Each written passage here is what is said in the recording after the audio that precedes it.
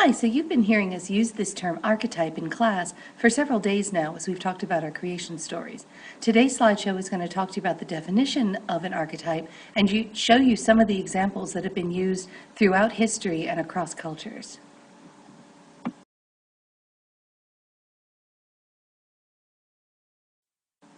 An archetype means an original pattern or model of something. In literature and in art, an archetype is a symbol that's repeated and that you can find across different societies and across different kinds of literature and different kinds of artwork. Now, these symbols seem to keep their meaning no matter what country is using them or how old they are. So you'll see some of these dating back to very ancient writings and still used in literature today.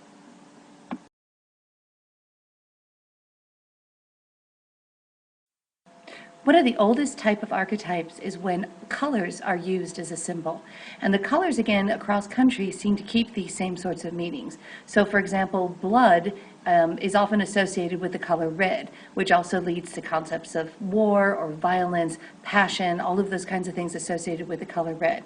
And then other colors like green are universally associated with growth, fertility, new beginnings, springtime, and then so on with the other sorts of colors. You can see as you read down through the list and look at some of the definitions that you probably have these associations when you look at them, but you may not realize that other people in other cultures and times would also have these same sorts of associations with these symbolic colors.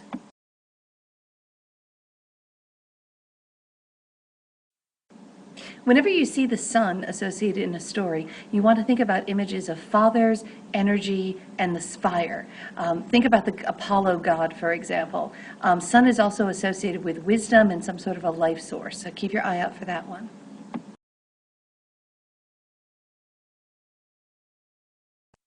Water is one of the oldest archetypes that you'll find in any kind of literature from any country. It usually is associated with creation or birth of some kind, or the idea of purification. Think of a classic baptism with the idea of washing away your sins and leading to a new life of some kind. Now, where the sun is associated with fathers, water is almost always associated with mothers, and the sea itself becomes a sort of a life source. If a story lists a river, that's a kind of archetype that's associated again with creation and with purification, but often means a journey of some kind. Think about the way that rivers tend to wander and meander and change as they go. Water can also be a destructive force, but usually, even if it's destroying something like at a flood story, it's a cleansing sort of process as well.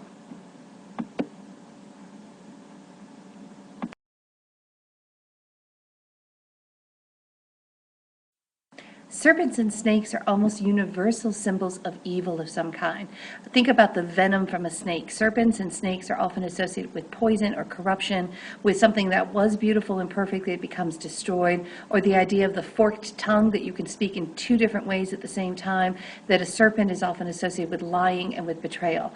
Now, there is one exception to that, and that's in Eastern cultures where you find dragons. Now, dragons are a form of a serpent, but in the Eastern cultures, dragons are actually almost the opposite. They represent wisdom and good luck and good fortune.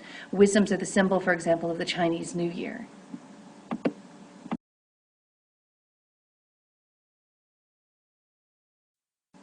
When you see women represented in mythology and storytelling, there usually are three different kinds of archetypes. One is the mother image, and this is all the positive aspects of nourishment and birth and warmth and someone who will help you as you grow.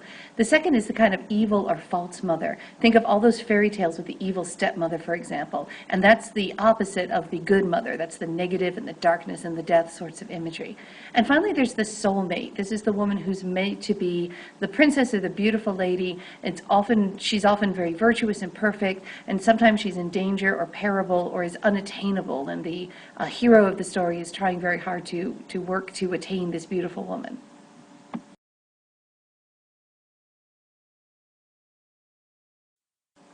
Heroes are used as archetypes in stories as someone who has a great many virtues and strength.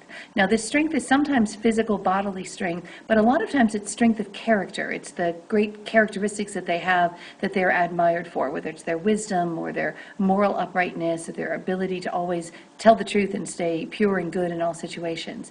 The hero often goes on a quest, something that they're trying to attain or trying to reach. They often have to face temptations and overcome them in some way and conquer the forces of evil and darkness.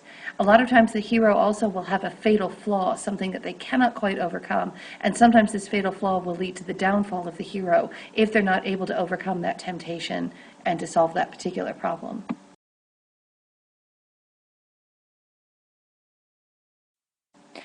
One character that you see as an archetype in a lot of literature and art projects is the idea of the wise old man. This is someone who acts as a guide, who provides wisdom, who teaches or mentors the hero, and has sometimes powers that are passed on to the hero through these kinds of teaching. They nearly always represent truth of some kind, and very often in the stories they're sacrificed.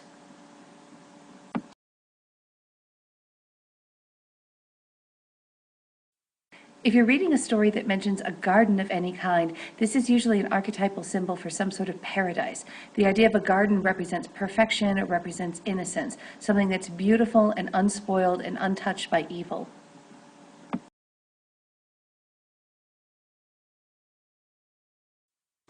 In contrast to the garden, we find the desert. Now, a desert becomes an archetype for emptiness. That is, if a character, a hero, has to cross a desert of some kind, it usually means a time of hopelessness, a time of death, a time that they lose the virtues, or where things are completely wasted away and unable to be used again. And just think again about that imagery of what a desert looks like, the emptiness of it, and particularly contrasted with the growth of a garden.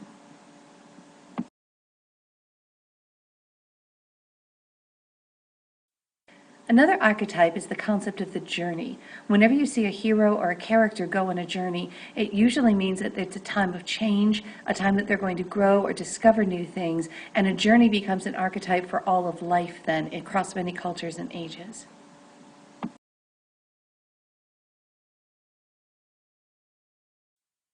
Another universal symbol or archetype is the idea of the maze or a labyrinth.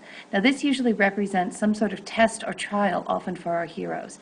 And at the end of the maze or labyrinth, someplace at the center, is often a holy place that the hero is trying to seek to go to find some sort of truth.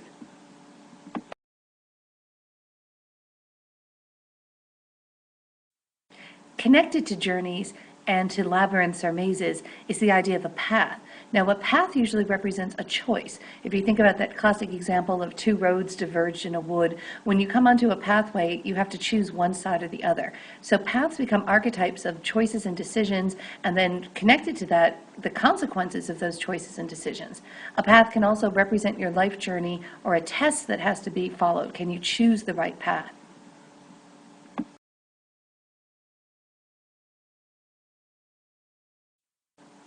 If you find a forest in a story, you're probably looking at an archetype that represents some sort of a challenge that has to be overcome. A forest is a place of overgrowth, of wilderness. It's a place of the earth, and it's often a place that your hero or a character encounters temptations or choices they have to make, and very often it's a difference between the wildness of the forest and then the contrast between the civilization of a city or a society that's already put together of some kind. Sometimes it represents the unconsciousness, the things that are going on in the hero's mind, the kind of choices and desires and actions that are made without really thinking about them. Heroes often become lost in a forest, which means a symbol that they have to figure out their way through this journey and go through these temptations to reach some sort of a goal.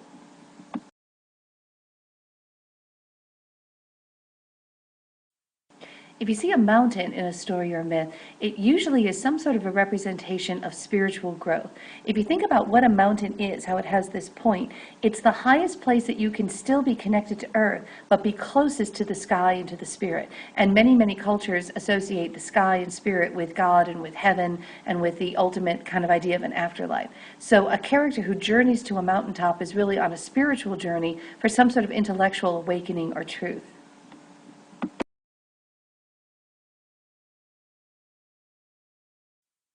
Now, flowers. Flowers can be very complicated archetypes because there's many different kinds of flowers across different regions of the globe. But all flowers can represent growth of some kind. That journey that a flower takes from a seed to a bud and then onto a full flower and then sometimes out to petal or out to seed again represents life and life's journey very often. And then different kinds of flowers have been archetypes for very specific cultures. For example, in Western cultures, roses are almost always associated with the heart, with love of some kind, and very often with paradise. paradise.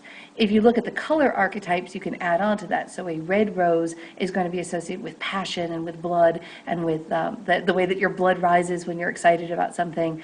And that's going to be associated with love, which is why red roses still in Western cultures are used for weddings and celebrations and Valentine's Day. In Eastern cultures, there's different kinds of flowers, and they often have different symbols. The lotus, for example, is a classic Eastern flower, and if you know anything about a lotus blossom, it begins with its roots in the mud, grows up through the water, and then the bud or the flower is up on top to receive the sunlight.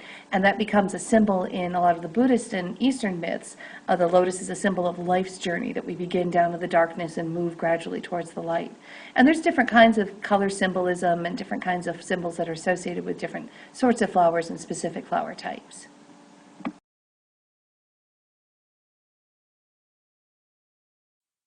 The final kind of archetype we're going to talk about in this presentation is the idea of the shadow.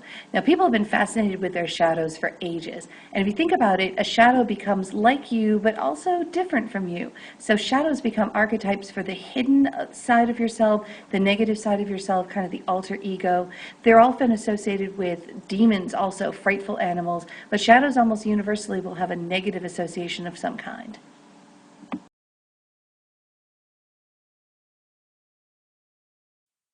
So to wrap this up in conclusion, an archetype is a kind of universal symbol or pattern.